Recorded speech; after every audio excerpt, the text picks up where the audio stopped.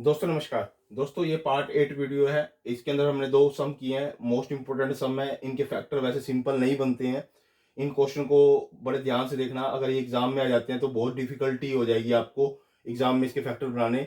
आप इसकी वीडियो को देखो, आराम से देखो किस तरह से मैंने इसके फैक्टर बनाए हैं, कैसे इन दोनों क्वेश्चनों को सोल्व किया है। बहुत इंपॉर्टेंट क्वेश्चन है। ये एग्जाम में आ चुके हैं, सीबीएसई बोर्ड के अंदर इंपॉर्टेंट क्वेश्चन है। ए बाय में एक्स माइनस में बी प्लस में बी बाय में एक्स माइनस में a equal to 2। First of all मैंने एलसीएम ले लिया। एलसीएम लेने का ये इसके साथ कट गया और ये इसके साथ मल्टीप्लाई होकर यहाँ लिख गया। ये इसके साथ कट गया, ये इसके साथ मल्टीप्लाई होकर यहाँ लिख गया is equal to 2। First of all a को अंदर मल्टीप्लाई करो, a x a square, b को बी एक्स और बी स्केयर, ये कर दिया। इसकी क्रॉस कर दो इधर, ये क्रॉस कर दिया मैंने। अब क्या है, एक्स एक्स वाला एक साइड कर लो, रीअरेंज कर दिया मैंने, ये यहाँ पर लिख दिए इज इक्वल टू। इसके अंदर मल्टीप्लिकेशन कर दो, इसकी इसके साथ, इसकी इसके साथ, इसकी इसके साथ, इसकी इसके साथ, ये चारों टर्म मैंने लिख दी। ठीक है। अब इस सारे को आप इधर ले आओ। अब इसको चाहे आप इधर रखो, इसको आप सारे को माइनस करके इधर ले आओ टर्म्स को, यानी कि इसके साइन चेंज हो जाएंगे। आप इस चारों टर्म्स को इधर लेके जाओगे, इधर लेके जाओगे तो इसके सारे साइन चेंज हो जाएंगे। ये 2x स्क्वायर है, ये 2 2 ये है, 2ax 2bx 2ab। ठीक है, देखो। और इसमें जो ये आया तो 3x बना दिया इसने, इसने इसको 3bx बना दिया। और ये a स्क्वायर, ये b स्क्वायर और ये 2ab। मतलब आप इसको सोल्व करके लिखोगे, इसको ही लिखोगे और इसको इधर लेके आओगे और इसको सोल्व, दोनों को सोल्व करके लिखोगे तो आपके पास ये आ जाएगी। आप रीअरेंज करके इसको लिख लेना, ये आ जाएगी आपको रीअरेंज करके। क्योंकि 2x स्क्वायर आप यहाँ लिखोगे, 2x स्क्वायर आएगा यहाँ पे, 2x स्क्वायर आएगा। ठीक है, फिर आएगा 2ax आएगा, फिर 2bx आएगा, फिर 2ab आएगा। ठीक है, ये इधर आएंगे तो एक एक माइनस और हो जाएंगे, यानी कि यहाँ 2ax है तो एक इधर ही आएगा तो 3ax बन जाएगा। ये एक इधर आएगा तो 2bx में एक bx और ऐड हो जाएगा, यानी कि माइनस का 3abx हो जाएगा। ये इधर दोनों आके प्लस हो जाएंगे, ये प्लस लिख दिए और ये 2ab मैंने लिख दिया। ठीक है, आप रीअरेंज करके इसको लिख सकते हो। जैसे ये मेरे पास आया, मैंने 2x स्क्वायर ऐसे कैसे, 3x कैसे है, ये ऐसे कैसे, ये मेरे पास परफेक्ट स्क्वायर बनता है, मैंने इसको परफेक्ट स्क्वायर लिख दिया। ठीक है, इसमें से आप 3x कॉमन ले लो, मैंने 3x कॉमन ले लिया, a प्लस में b। ठीक है, ये मेरे पास क्वाड्रेटिक इक्वेशन आ गई। अब इसके फैक्टर कैसे बनाएंगे कि इसके ऐसे दो फैक्टर बनाऊं जिनकी स्प्लिट करूं, जिनकी मल्टीप्लाई करूं तो इन दोनों के बराबर आए, और जिनकी एडिशन करूं तो माइनस का 3x a प्लस में b आए। तो इसके दो फैक्टर बनते हैं, 2x इंटू में a प्लस में b माइनस में x a प्लस में b। यानी कि ये दो फैक्टर ऐसे बनते हैं इसके, जिनको मैं ऐड करता हूं तो ये आता है, और जिनकी मैं मल्टीप्लीकेशन करता हूं तो ये फर्स्ट और लास्ट आता है। ठीक है, ये बाकी ऐसे कैसे लिखना है आपने। इसमें से आप कॉमन ले लो, 2x कॉमन ले लिया तो यहाँ रहेगा x माइनस में a प्लस में b। इन दोनों में से कॉमन ले लो, a प्लस में b कॉमन ले लिया, अंदर रहेगा x माइनस में a प्लस में b।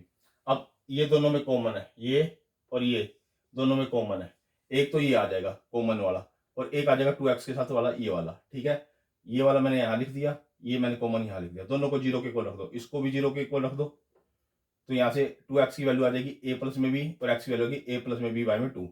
इसको भी जीरो के इक्वल रख दो, यहाँ से आ जाएगी a प्लस में b। यानी कि ये मेरे पास दो फैक्टर आ गए, इस इक्वेशन के दो फैक्टर आ गए, इस क्वाड्रेटिक इक्वेशन के दो फैक्टर आए। मैंने आपको बताया कि यहाँ पे पहले मल्टीप्लाई करके जो आपने लिखा है इसको रीअरेंज करना है आपने, क्योंकि 2x ये वाली साइड टर्म्स इधर लिख के और ये चारों टर्म इधर ले आना, माइनस कर देना, ट्रांसपोज कर देना। जैसे ही माइनस करोगे तो आपके पास ये पूरी की पूरी इक्वेशन आ जाएगी सोल्व होके। लास्ट वाला तो बन जाएगा परफेक्ट स्क्वायर, इसमें से आप 3x कॉमन लेना तो आपके पास ये आ जाएगा, तो इसको सोल्व कर देना। अब 28वां जो क्वेश्चन है, 28 क्वेश्चन है, ये भी एग्जाम में आया हुआ है, सीबीएसई के एग्जाम में। a बाय में x माइनस में a प्लस में b बाय में x माइनस में b is equal to 2c by में x माइनस में c। मैं इसको पहले इधर ले आया, इधर लाऊंगा तो माइनस का हो जाएगा ये। ठीक है, मैंने इनका एलसीएम ले लिया, एलसीएम ले लिया मैंने, ये इसके साथ कट गया, बाकी दो रिमेनिंग इसके साथ मल्टीप्लाई हो गए, यहाँ लिख दिए। ये इसके साथ कट गया, बाकी दो मल्टीप्लाई हो गए, रिमेनिंग इसके साथ यहाँ लिख दिए। ये कट गया इसके साथ, बाकी दो मल्टीप्लाई हो गए इसके साथ, यहाँ लिख दिए। अब इसकी कैलकुलेशन सोल्व कर लो। इस दोनों को सोल्व किया मैंने तो मेरे पास आया एक्स के सी माइनस का सी एक्स माइनस में बी एक्स प्लस में बी एक्स बी सी, ये आया। और बाहर ए का ऐसे का ऐसे है, प्लस में बी बी ऐसे का। इन दोनों को सोल्व करके मेरे पास ये आया एक्स स्क्वायर सी एक्स ए एक्स और ए सी, ये आया मेरे पास। बाहर बी का ऐसे कैसे है, यहाँ माइनस का 2c ऐसे कैसे है। इन दोनों की मल्टीप्लिकेशन सोल्व कर दो, एक्स स्क्वायर माइनस में बी एक्स माइनस में ए एक्स प्लस में ए बी, ये आएगा मेरे पास। अब देखो आप इसमें से कॉमन ले लो, एक्स कॉमन लिया, बी प्लस में सी बना दिया, इसमें से भी एक्स कॉमन ले लो, ए प्लस में सी बना दिया, इसमें से भी एक्स कॉमन ले लो, ये अगला स्टेप मैंने कर दिया। बाकी सेम का सेम रखना है आपने। इसमें से कॉमन लेना है, इसको चेंज कर, यहाँ चेंज करना है इसको, ठीक है। बाकी सारा रिमेनिंग सेम ऐसे कैसे रखना है, रख दिया। अब आप देखो एक्स स्क्वायर वाले सारे इकट्ठे कर लो, यहाँ एक्स स्क्वायर आएगा, यहाँ एक्स स्क्वायर आएगा और यहाँ एक्स स्क्वायर आएगा। यानी कि अगर मैं ए प्लस बी माइनस में 2c और बाहर एक्स स्क्वायर लिख दूं तो मेरे पास ये तीन टर्म हट जाएंगी, एक ये दो और एक ये तीन, ये तीन टर्म हट जाएंगी क्योंकि मैंने ए इसके नाम का लिख दिया, इसके नाम का मैंने बी लिख दिया, इसके नाम का मैंने -2c लिख दिया और बाहर मैंने एक्स स्क्वायर कॉमन ले लिया, ठीक है। ये तीनों टर्म हमारी फिनिश होगी अब, ठीक है। अब मेरे पास रह गया एक्स वाली, मैंने बाहर -x कॉमन लिया तो अंदर क्या रह जाएगा, ए इंटू बी प्लस में सी, वो मैंने यहां लिख दिया। अब एक्स वाले कर रहा हूं मैं इकट्ठे, पहले एक्स स्क्वायर वाले इकट्ठे किए और कॉमन लेके मैंने बाकी लिख दिए थे। अब मैं इकट्ठे कर रहा हूं एक्स वाले, तो एक्स अगर मैं बाहर कॉमन ले लिया तो मेरे पास ये बी प्लस में सी और साथ में इसका ए, ये मैंने यहां लिख दिया। अब मैंने एक्स कॉमन ले रखा है माइनस का बाहर, तो ये और साथ में इसका बी जो इसके साथ मल्टीप्लाई होगा अंदर, वो मैंने यहां लिख दिया, ठीक है। अब जो लास्ट वाला है एक्स, यहां तक एक्स मैंने बाहर कॉमन ले रखा है तो ए प्लस में बी इन टू में माइनस का 2c, ये रहा माइनस का 2c और a प्लस में भी, ये मैंने बाहर x मैंने बाहर क्या ले लिया, कॉमन ले लिया। आप इधर लगा लो चाहे इधर लगा लो, ठीक है। ये x वाले मैंने इकट्ठे कर लिए और उसमें से कॉमन ले लिया, ये समझ लो आप। ये मैंने पहले एक्स स्क्वायर वाले इकट्ठे किए, उसमें से कॉमन ले लिया, फिर मैंने एक्स वाले इकट्ठे किए, उसमें से एक्स कॉमन ले लिया, बाकी ये अंदर टर्म बच गई। और बाकी जो बचा कंस्टेंट टर्म, ए कंस्टेंट टर्म इसमें से बनेगी, यानी कि ए बी ए को इसके साथ मल्टीप्लाई करोगे तो ए प्लस में बी, ए बी सी ये आएगा हमारे पास, ये मैंने लिख दिया। और एक यहां से बनेगी इसकी ए बी सी, ठीक है। और एक यहां से बनेगी ये रही माइनस का 2abc ये वाली। अब ये माइनस का 2abc है, ये 2abc है, ये आपस में 2abc और ये 2abc के कट जाएंगे आपस में, ठीक है। हमारे पास रह जाएगी टर्म्स ये और इज इक्वल टू 0 के बराबर है, यानी कि ये 0 के इक्वल रह गया हमारे पास, ठीक है। अब हमारे पास इसको सोल्व करोगे आप, इसको सोल्व करोगे तो आपका 2ab माइनस में ac और माइनस में cb आ रह जाएगा। इसको सोल्व करके देख लेना, ab है, ये हो गया ab और ab 2ab हो गया ये, ठीक है। ac प्लस का है और ac यहाँ 2 माइनस का है तो एक माइनस का बच गया, ये एक माइनस का बच गया यहाँ पे, ठीक है। सोल्व हो गया, ये ऐसे कैसे लिखा मैंने। अब इन दोनों में x कॉमन ले लो, इसमें से और इसमें से आप x कॉमन ले लो। आप x कॉमन लोगे तो अंदर रह जाएगा आपका ये साथ में x और साथ में ये रह जाएगा इज इक्वल टू 0। अब x की वैल्यू एक तो आ जाएगी 0 और दूसरी ये निकालेंगे हम इसको 0 के इक्वल रख के, यानी कि इस पूरे को 0 के इक्वल रख के, इस पूरे को मैंने 0 के इक्वल रखा तो ये उधर चला जाएगा राइट हैंड साइड पे और ये इसके डिवाइड में आ जाएगा, ठीक है। ठीक है, ये हमारे दो क्वेश्चन सोल्व हो गए हैं, कंप्लीट क्वेश्चन सोल्व हो गए हैं।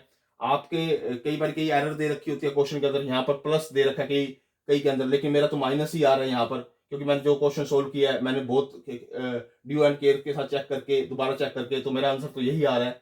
तो आप इसमें देखना, चेक करना, इस क्वेश्चन को सोल्व करना कि आपका भी ये आंसर आ रहा है या नहीं आ रहा। अगर आंसर ये नहीं आ रहा और आपका यहाँ पर प्लस आ रहा है तो आप मुझे कमेंट बॉक्स में लिखना कि इसका आंसर प्लस आ रहा है, यहाँ पर आप चेक करूंगा मैं दोबारा फिर।